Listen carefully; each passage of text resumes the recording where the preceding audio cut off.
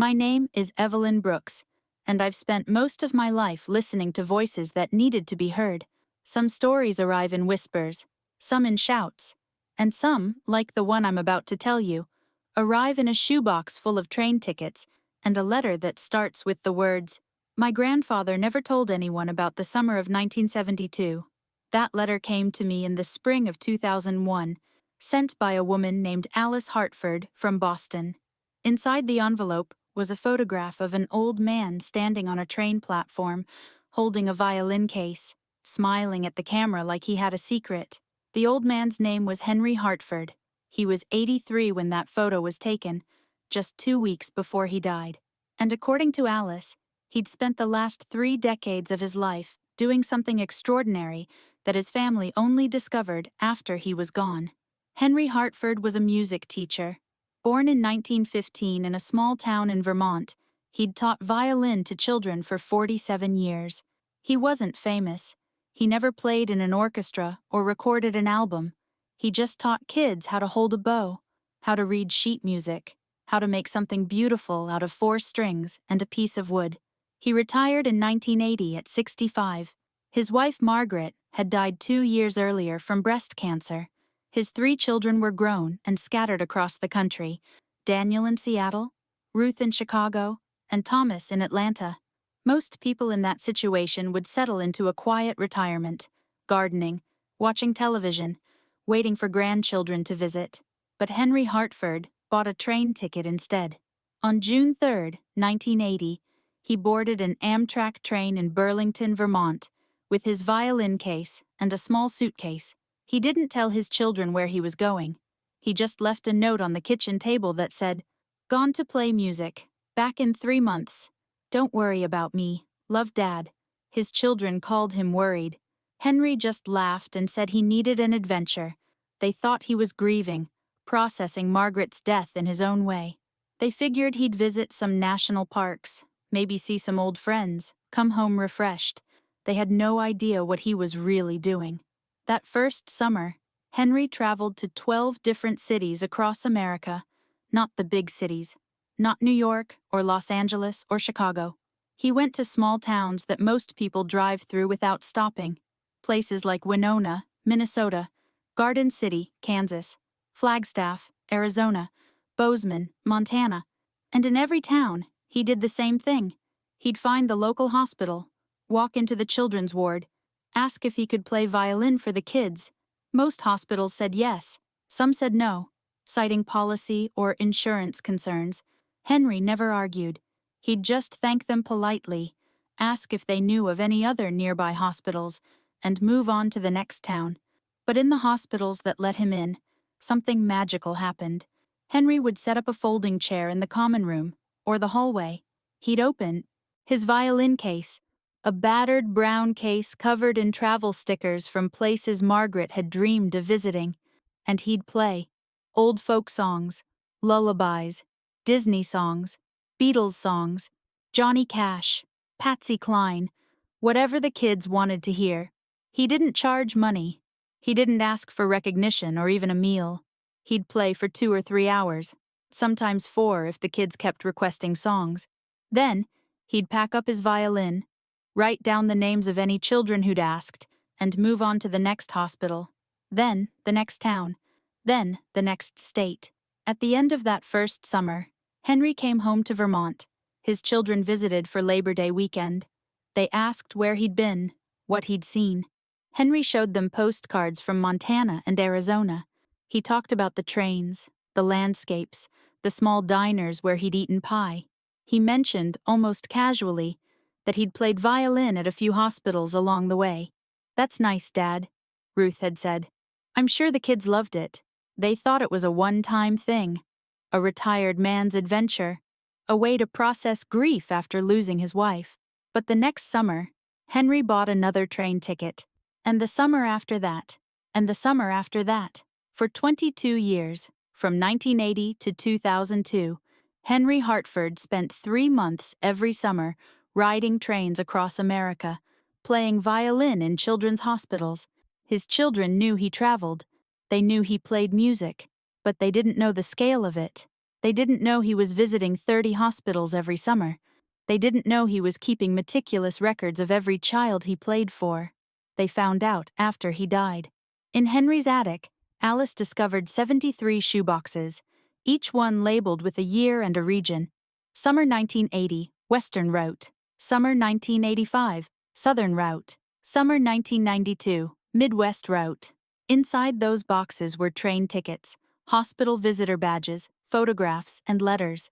Hundreds and hundreds of letters from children, parents, nurses, and doctors. Letters that Henry had saved and organized and never told anyone about. Wait, you won't believe what those letters said. One was from a mother in Spokane, Washington, dated October 1982. She wrote, "Dear Mr. Hartford, I don't know if you'll remember my daughter Emma. You played for her last July when she was in Sacred Heart Hospital, fighting leukemia. She was 7 years old and so scared. The chemotherapy made her so sick. She didn't want to eat. She didn't want to talk. She just stared at the ceiling all day. Then one afternoon, you showed up with your violin. You asked her what her favorite song was. She whispered, 'You are my sunshine.' You played it 7 times in a row. She smiled for the first time in weeks. After you left, she asked for dinner. She started talking again. I truly believe you reminded her that there was still beauty in the world, even in that horrible hospital room. I wanted you to know that Emma's in remission now. She's 8. She takes violin lessons every Tuesday. She says she wants to be like the nice man who played for her when she was sick. Thank you for giving my daughter hope. Love, Susan Chen." Another letter was from a nurse in Amarillo, Texas, dated August 1987. "Mr. Hartford, you probably don't remember me, but I was the head nurse in pediatric ICU when you visited St. Anthony's 3 summers in a row. The kids called you the Music Man. We had a patient, Michael, 8 years old, traumatic car accident, who wouldn't speak after his injuries. Completely traumatized. Doctors were worried about permanent psychological damage. Then you showed up one Tuesday morning with your violin. You didn't ask permission. You just sat beside his bed and started playing the softest, gentlest music I've ever heard. After 20 minutes, Michael started humming along. First sound he'd made in 2 weeks. You came back every single day for a week until Michael was transferred to rehab. Before you left, you gave him a harmonica and taught him 3 notes. Mr. Hartford, Michael spoke his first words 3 days after you left. He's 14 now, plays harmonica in his school band, says he's going to be a musician someday because of you. I've been a nurse for 19 years. I've seen a lot of treatments and therapies, but I've never seen anything as powerful as what you did. Thank you for reminding me why I became a nurse. With gratitude, Patricia Morrison, RN." There were photographs, too, dozens and dozens of them. Polaroids mostly, faded and yellowing. Henry surrounded by children in hospital gowns. Henry teaching a girl with no hair how to hold a bow. Henry laughing with a teenage boy in a wheelchair. Henry playing for a toddler in a crib. In every photo, Henry looked exactly the same. Patient, gentle, completely present, like there was nowhere else in the world he'd rather be. Alice told me that when she started calling some of the hospitals mentioned in the letters, the staff still remembered him. Even 15, 20 years later, they remembered the quiet old man with the violin who'd show up unannounced every summer, play for hours, refuse any payment, and disappear again like some kind of musical ghost. One doctor in Minneapolis told Alice, "Your grandfather visited us for 17 consecutive summers. We had nurses who planned their vacation schedules around his visits because they didn't want to miss him. He had this ritual. He'd arrive on a Wednesday morning, always Wednesday, always around 10 a.m. He'd check in at the front desk, show his ID, and ask permission to play. We stopped asking after the 3rd year, just gave him a permanent visitor badge. He'd stay for 3 days, playing in different wards, oncology, cardiology, the burn unit, even the NICU sometimes. He'd play so softly for the premature babies. Then he'd leave on Friday afternoon, and we wouldn't see him again until next summer. When he didn't show up in 2003, we knew something had happened. We held a moment of silence for him at our staff meeting. Your grandfather touched more lives than you can imagine. But here's the thing that really got to me. The thing that made me understand why Henry never told anyone the full truth about what he was doing. At the bottom of one of those shoeboxes, underneath hundreds of letters and photographs, Alice found a leather journal. Henry's handwriting. Small and careful and incredibly detailed. He'd written entries after visiting each hospital. Sometimes just a few sentences. Sometimes several pages. The first entry, from June 7, 1980, said this: "Today I played for 8 children at St. Vincent's in Billings, Montana. The youngest was maybe 3. The oldest was 16. A boy named Marcus with osteosarcoma. But the one I can't stop thinking about is the little girl in room 312, maybe 5 years old. Tubes everywhere. Oxygen mask. So small in that big bed. Her mother was sleeping in a chair beside her. I asked the nurse if I could play. She said the girl's name was Lily, and she probably wouldn't wake up. But I could try. I played Twinkle, Twinkle, Little Star, very softly. On the 3rd time through, Lily opened her eyes. She looked right at me. And she smiled. Just a tiny smile. But it was there. Her mother woke up and started crying. I played it 3 more times before Lily fell back asleep. I don't know if that little girl will make it. The nurse said her prognosis isn't good. But for 15 minutes, she wasn't in pain. For 15 minutes, her mother saw her smile. That's enough. That has to be enough. Margaret would have loved this. She always said music could reach people when nothing else could. I miss her so much. But today, playing for Lily, I felt close to her again. Like this is what she'd want me to do.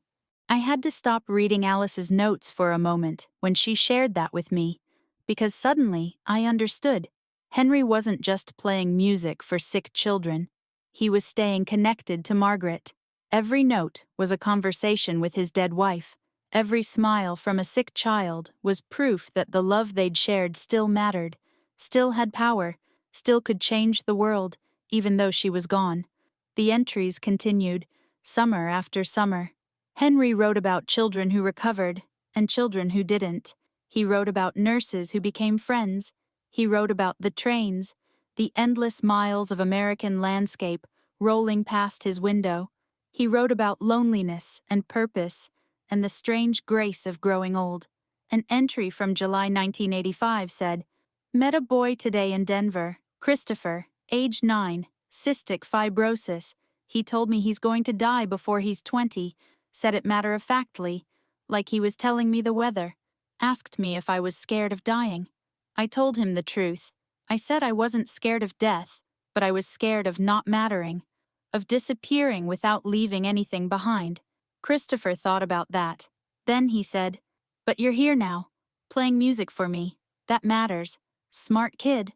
Smarter than me. Made me realize I've been thinking about this all wrong. It's not about leaving a legacy.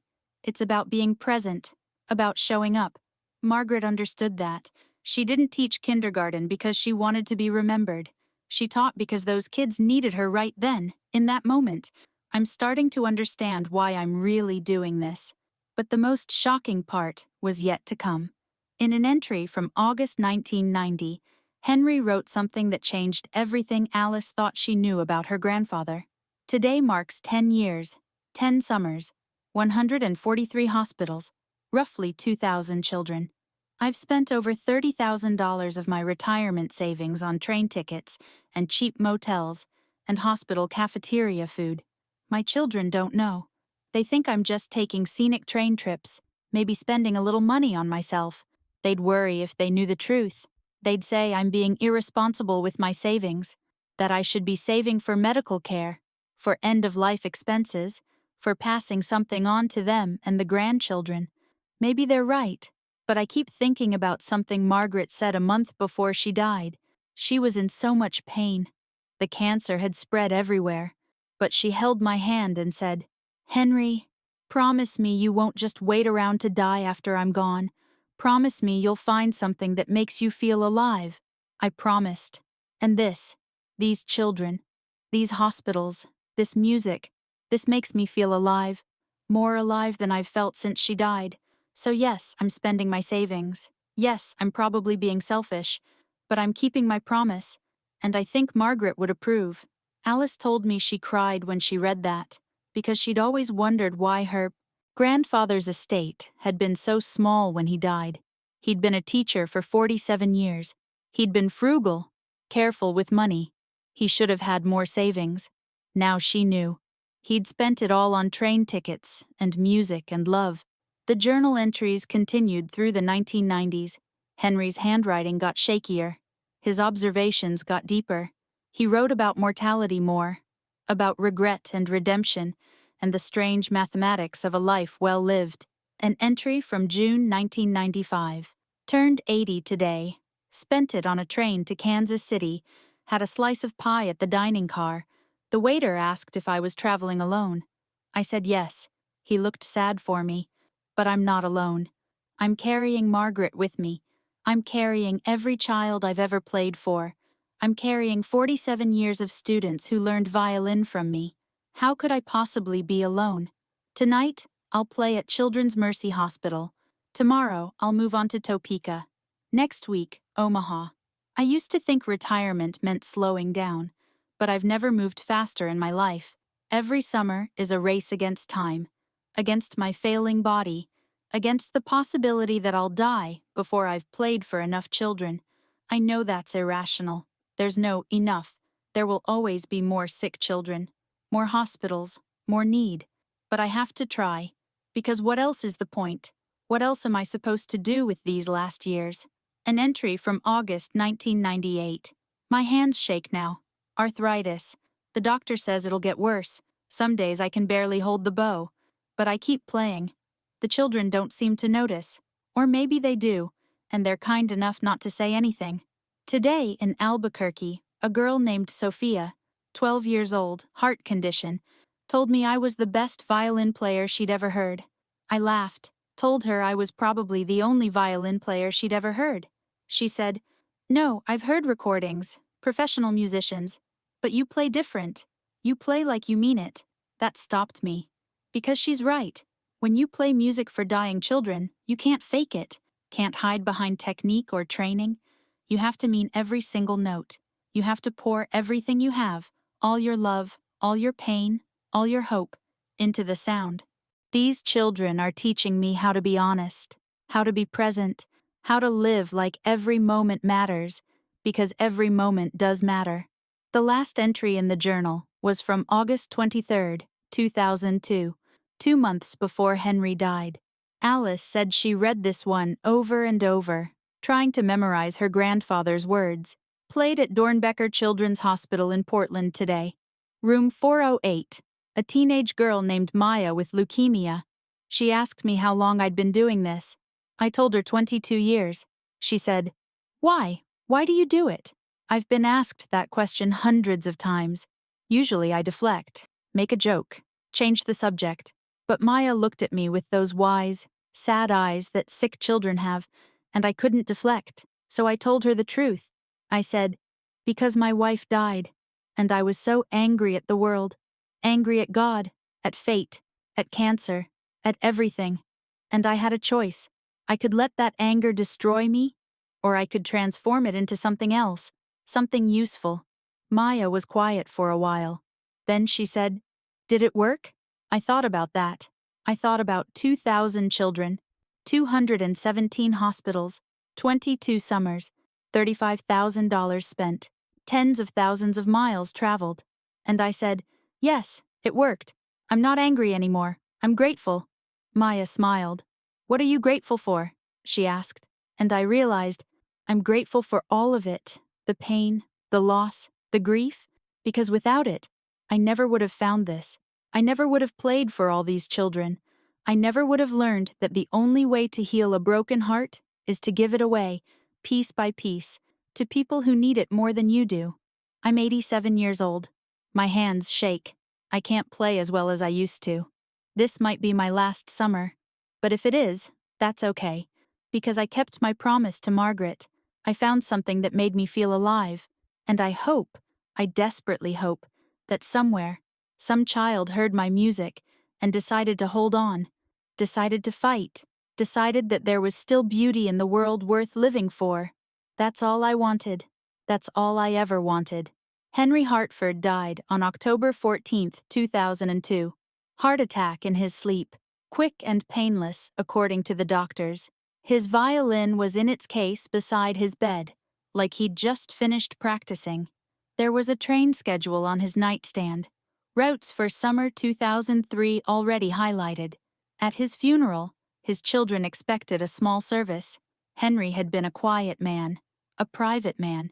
He'd outlived most of his friends. They figured maybe 50 people would show up. Family, a few former students, some neighbors. 237 people came. They came from all over the country. Families Henry had played for.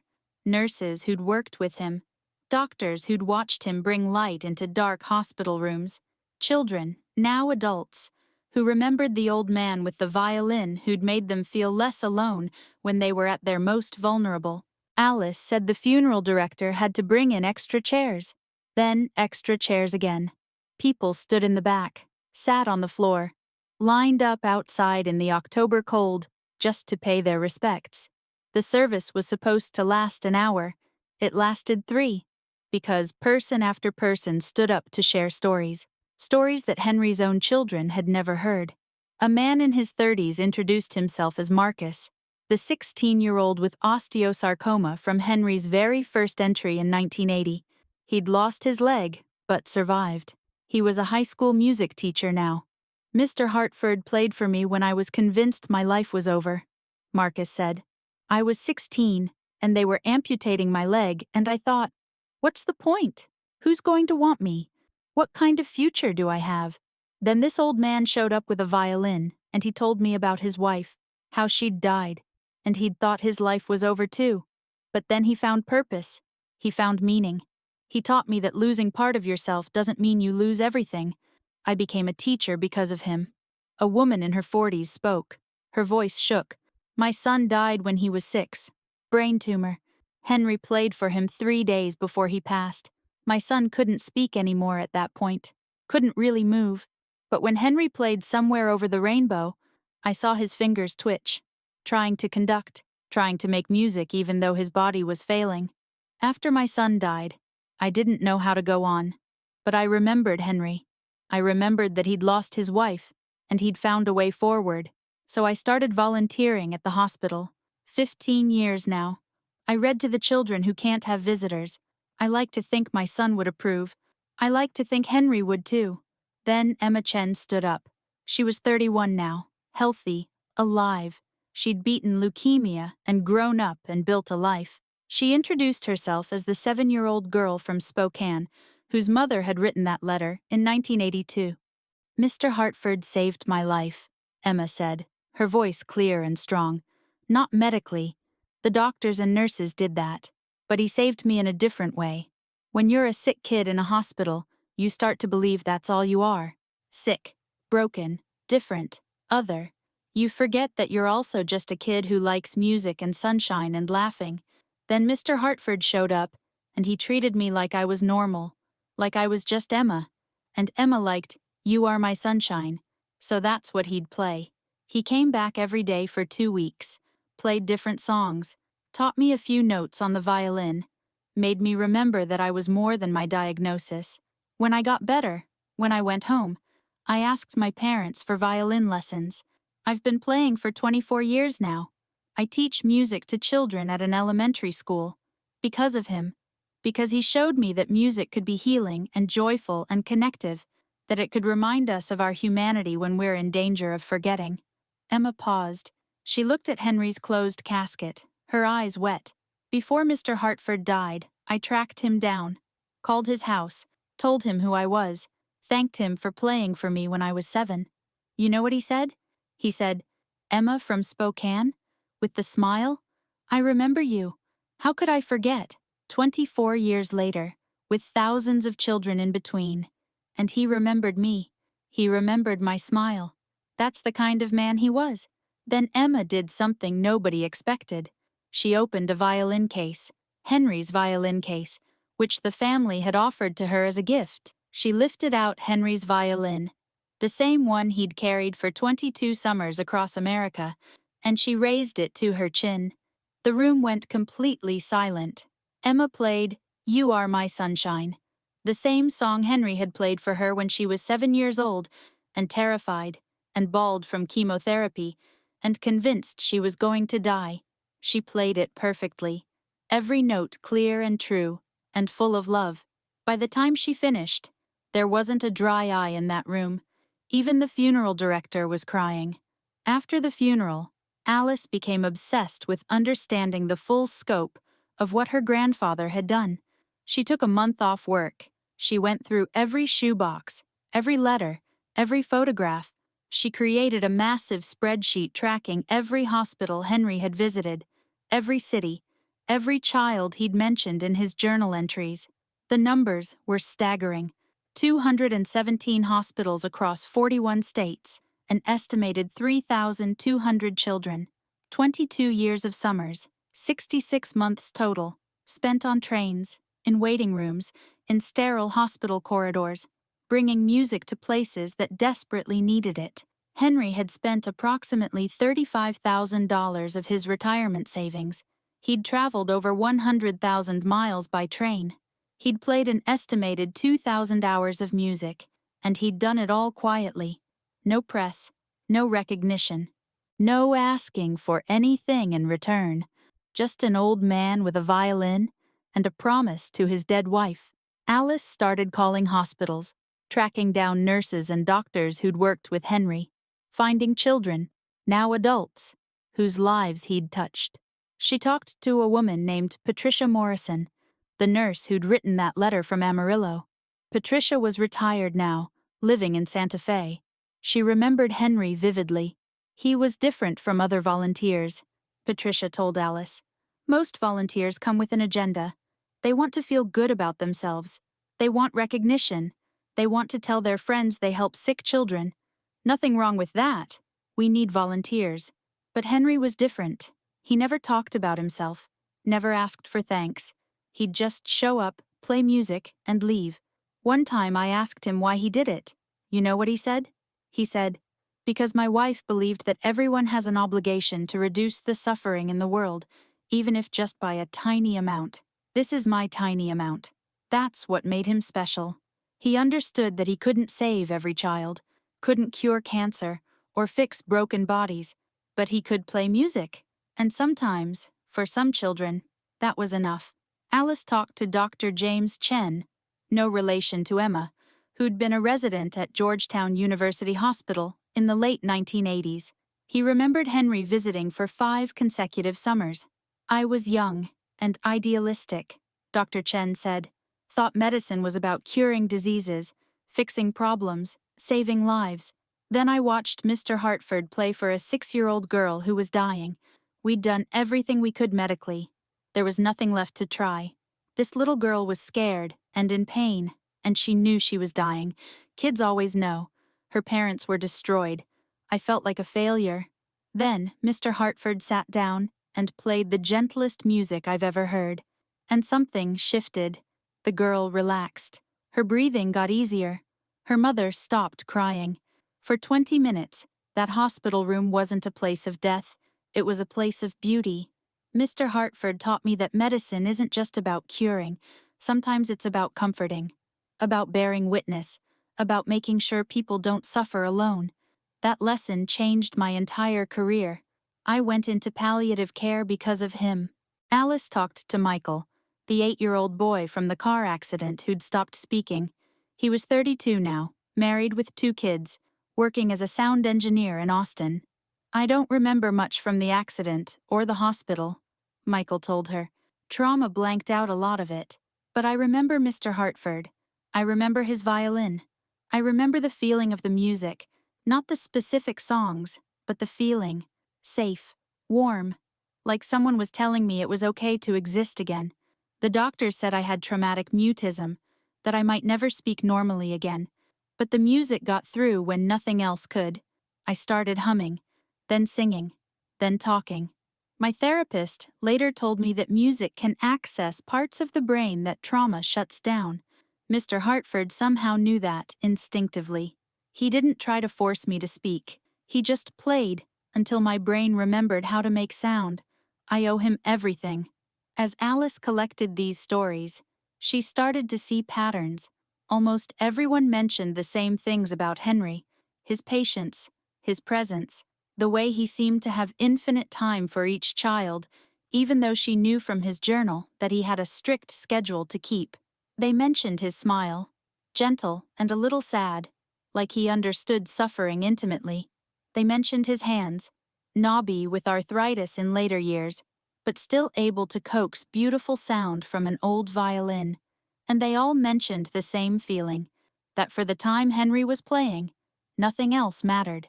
Not the illness, not the pain, not the fear, just the music. One letter Alice found, from a chaplain at a hospital in Boise, said it best. Mr. Hartford had a gift, not just for music, but for creating sacred space.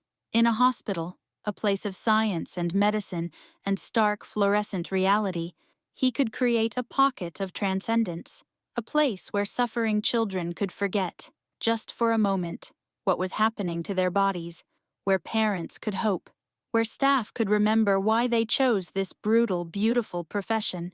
He was a minister without a church, offering grace through gut strings and horsehair. Alice shared all of this with me. The letters, the journal entries, the interviews. She sent me copies of photographs: Henry young and strong in 1980, Henry old and frail in 2002, but always with that same gentle smile. And she asked me a question. Why didn't he tell anyone? Why keep it secret? I thought about that for a long time, and I think I finally understood. Henry kept it secret because making it public would have changed it, would have made it about him instead of about the children, would have introduced ego and recognition into something that was supposed to be pure. He kept it secret because he wasn't doing it for praise. He was doing it to keep a promise to his wife, to stay connected to her, to transform his grief into something meaningful. He kept it secret because some acts of love are too sacred to share. Because sometimes the most powerful thing you can do is give without anyone knowing you gave. I think about Henry Hartford a lot now.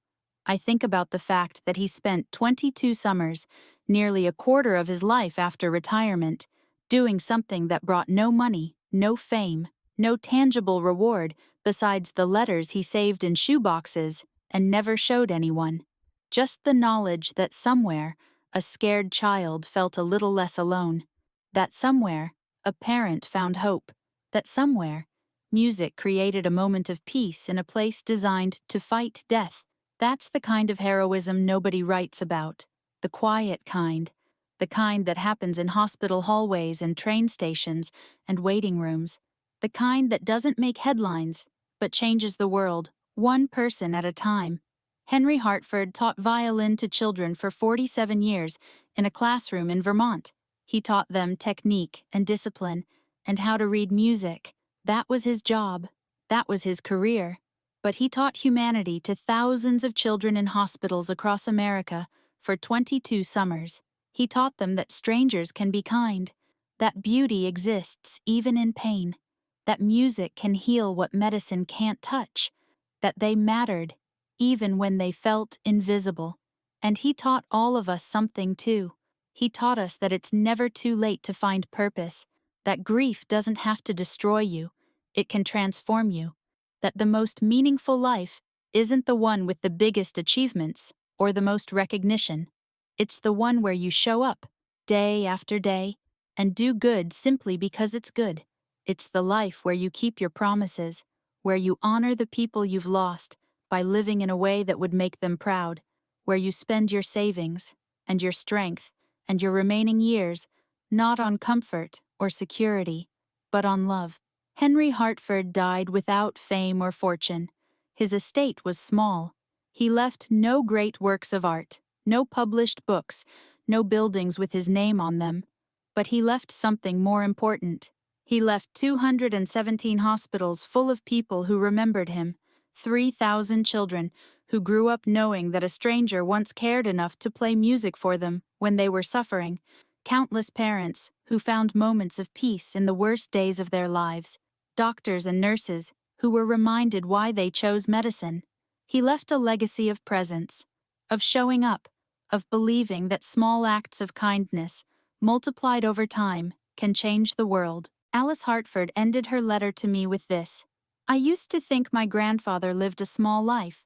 He was just a music teacher in a small town. He never traveled internationally, never did anything remarkable. Then I found those shoeboxes and I realized he lived the biggest life of anyone I've ever known. Because he understood something most people never figure out, that the size of your life isn't measured by how many people know your name.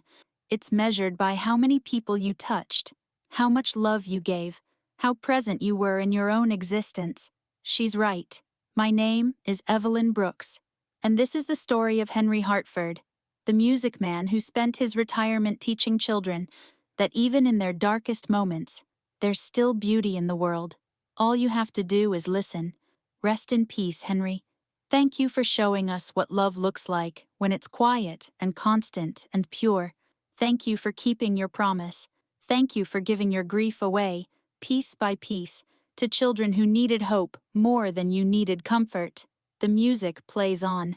In Emma Chen's elementary school classroom, in Marcus's high school band room, in Michael's recording studio, in the hearts of 3,000 people who will never forget the old man with the violin who reminded them they were worthy of beauty, even in their pain. The music plays on, and somewhere tonight, in a hospital room, a child is scared, and somewhere, someone will remember Henry Hartford, will remember that showing up matters, that small kindnesses matter, that we are all capable of transforming our pain into someone else's hope. The music plays on, always,